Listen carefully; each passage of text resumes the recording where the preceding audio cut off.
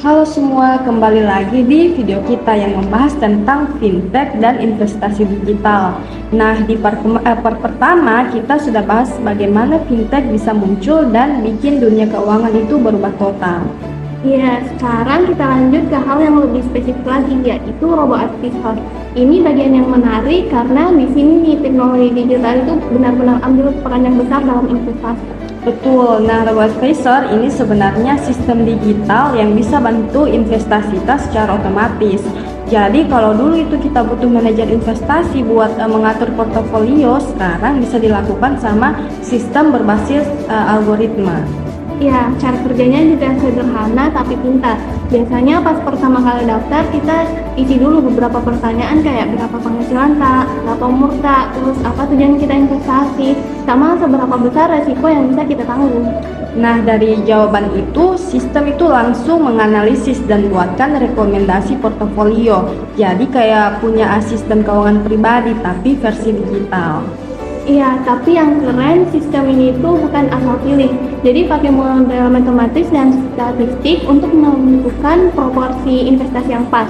Ada juga fitur yang namanya rebalancing. Kalau misalnya pasar berubah, sistem bisa sesuaikan komposisi portofolio itu secara otomatis. Betul, jadi ibaratnya robot ini bantu jaga investasi siang dan malam. Tapi tetap ya pengguna juga harus aktif pantau dan paham risikonya. Iya, jadi meskipun otomatis, hasilnya tetap tergantung data dan parameter yang kita isi di awal. Jadi kalau datanya keliru, ya rekomendasinya juga bisa salah. Ya betul. Nah makanya robo-advisor ini nggak bisa berdiri sendiri. Dia sangat bergantung pada satu hal penting, yaitu big data. Ya, big data. Big data itu ibarat bahan bakar utama. Semua sistem fintech, terutama robo-advisor, pakai data dalam jumlah yang besar untuk mengambil keputusan investasi. Misalnya data dari harga saham harian, pergerakan pasar, tren ekonomi, bahkan perilaku investor di aplikasi, semua itu dikumpulkan dan dianalisis.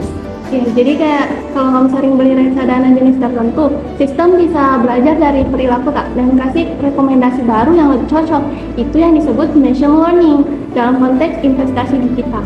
Betul, dan dari data itulah algoritma dibentuk. Jadi kalau dulu manusia harus analisis grafik manual, sekarang sistem bisa proses ribuan data dalam hitungan detik.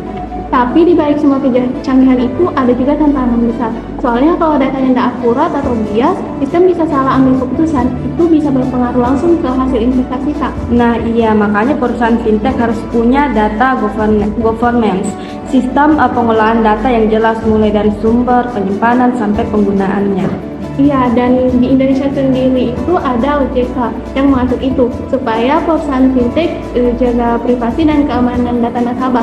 Jangan sampai datanya dipakai sembarangan. Betul, karena kepercayaan itu inti dari semua layanan keuangan. Sekali data bocor, habis nih kepercayaan investor.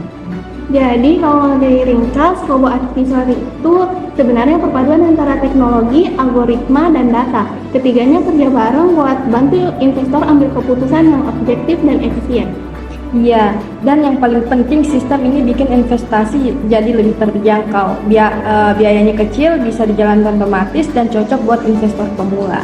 Tapi bukan berarti tanpa resiko ya, jadi tetap harus ada literasi keuangan dan pemahaman dasar tentang produk investasi. Jangan serahkan semua ke robot. Iya betul, robot bantu tapi kendali tetap di tangan kita. Nah, di part berikutnya kita bakal bahas lebih dalam lagi tentang bagaimana perbandingan antara robo-advisor dan manajemen investasi tradisional, plus dampak fintech ke perilaku investor. Wah, itu seru sekali karena di situ baru kelihatan kelebihan dan kekurangannya masing-masing. Iya, jadi jangan lupa dengarkan part ketiganya biar lengkap pengetahuan saya tentang dunia fintech.